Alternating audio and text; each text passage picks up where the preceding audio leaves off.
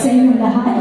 Ngayong inyong matutunghayan ang munting dula-dulaan ng pagka-General Academics Line 1 na pinamagatang ang Gabi.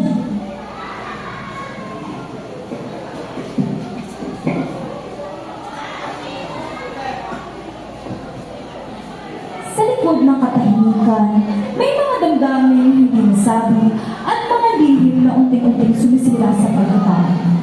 Ang labi ng Gaswell YP ay isang tulong nagpapakita ng bigat ng emosyon, katotohanan at mga desisyong humuhubog sa buhay ng tao.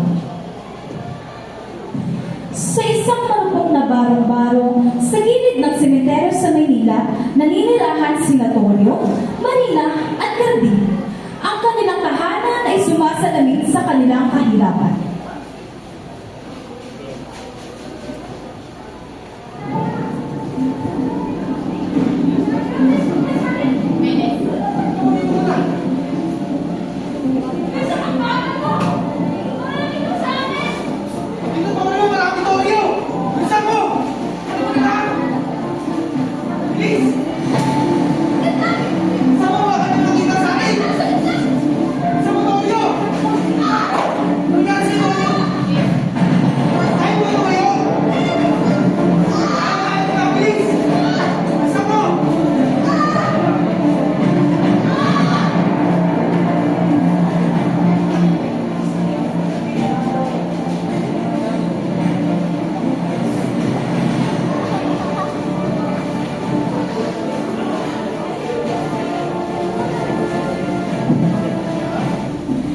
Nakalatay si Tony.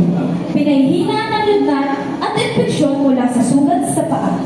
At dumating si Carding bakas sa mukha ang pag-aalala. Sa kanilang pag-uusap, nabanggit si Marina na labis ang malasakit kay Torio. Ngunit sa kabila ng pag-aalala, pilit ay tinatagi ni Torio ang titi ng kanyang kalagayan. At iminukhahin naman ni Carding na tumawag ng doktor mula sa pagamutan. Ngunit di na malabo ito para sa kanila. Sa gabi iyon, hindi lamang sakit ang pinaranas ni Torio, kundi ang mapait na realidad ng kahirapan.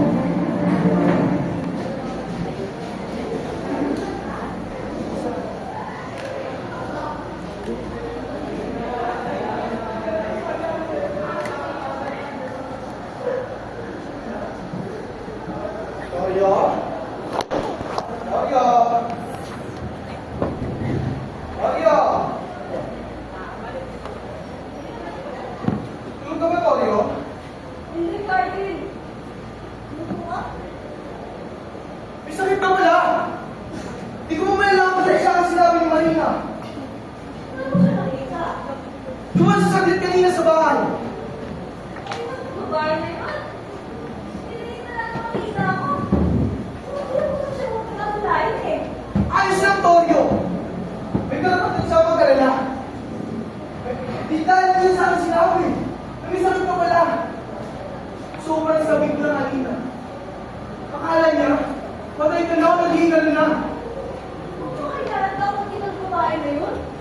Wala naman siya mga oras hindi nag-aalala. Nag-iinit sa susunod na nangyayari. Torio! Ano na yan? May karapatan siya mag-alala. Dahil may sakit ka.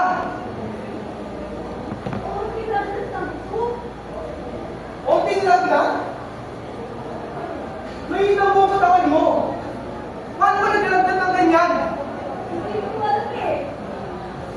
Siguro dahil sa alip na sumunod sa paa ko. Baka di ka pumunta sa papangutan. Kaya ang sinabi ko sa iyo. Hindi na seryoso eh. Anong hindi seryoso?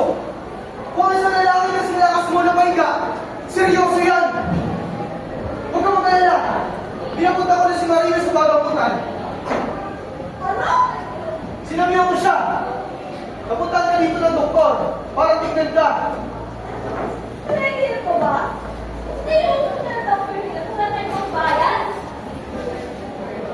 Di mo kailangan magbayad. Ang publikong doktor siya. Libre ang gamutan.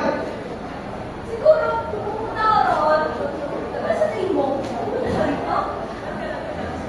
Ano ba ako? Pumunta siya rito? Sa paghihina ni Torio, lumilitaw ang takot ni Carding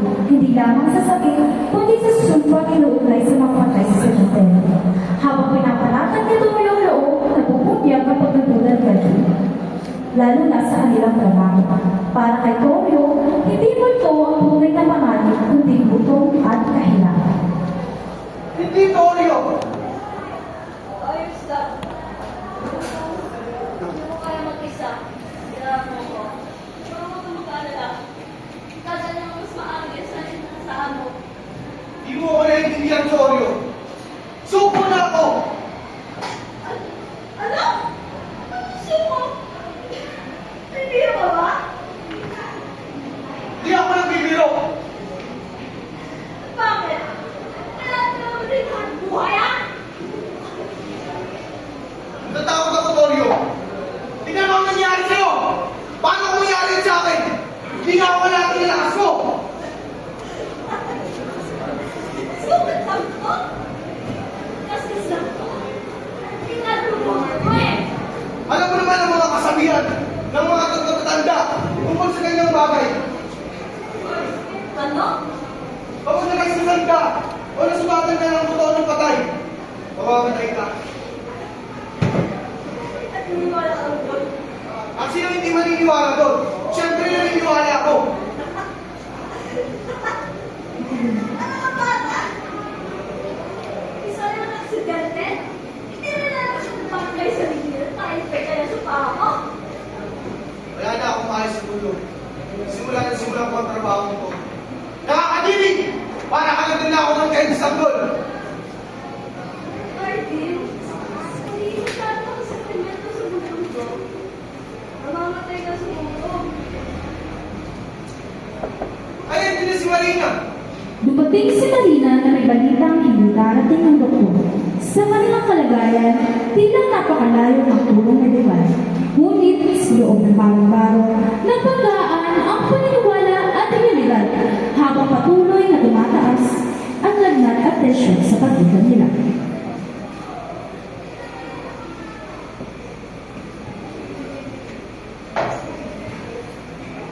Marina! Nasaan ang doktor? Story, Martin. Marina! Nasaan na siya? Tuyo, taas na nilagay mo. Marina, tinatanong kita. Nasaan ang doktor? Ba't di siya sumama sa'yo? May ginagawa ba siya? Hindi siya pwedeng sumama, Martin. Kita mo? Sabi ko sa'yo eh. Sana lang magbuhat siya kung dumating. Anong ginagawa niya? Wala naman, hindi eksakto. Ano sabi niya sa'yo? Ba't di siya pumunta rito? Sinandali natin siya sa pagkamutan kanting. Pero paano? Paano natularan si Tori sa pagamutan? Hindi niya makaya mo. Ano ba nito ba to? Hindi ko kaya. Tuyo. Alam mo, hindi ko kaya. Huwag na lang ako susubukan mo. Talaga ba tinubig si mga doktor? Para pumunta dito Marina?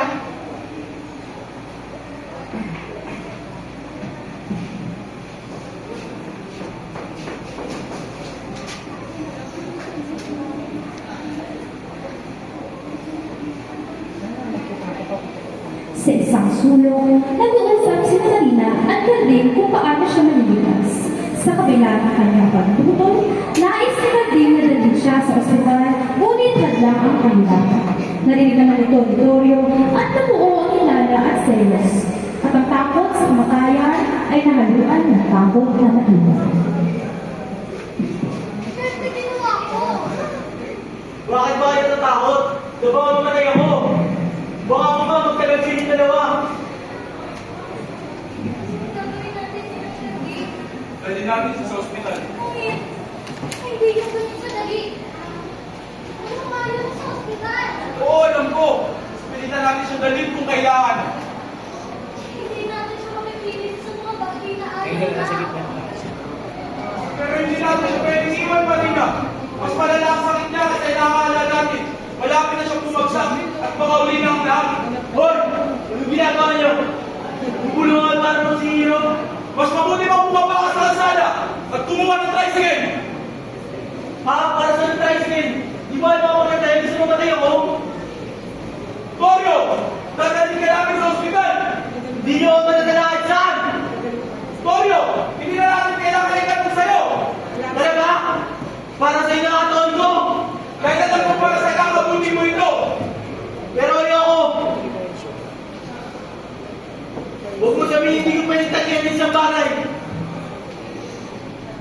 Toyo, makinig ka!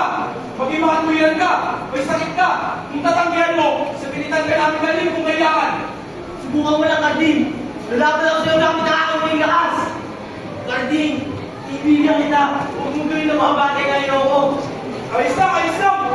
Hindi ko ipipilit. Toyo? Pakiusap. Pakinig ka naman sa amin. Bakit ka nag-aalala? Ano bang klaseng tanong yan? Bakit ka nag-aalala? Ano ba ako matay ako? Toyo! Gusto mo na talaga ako matay? Hindi Toyo!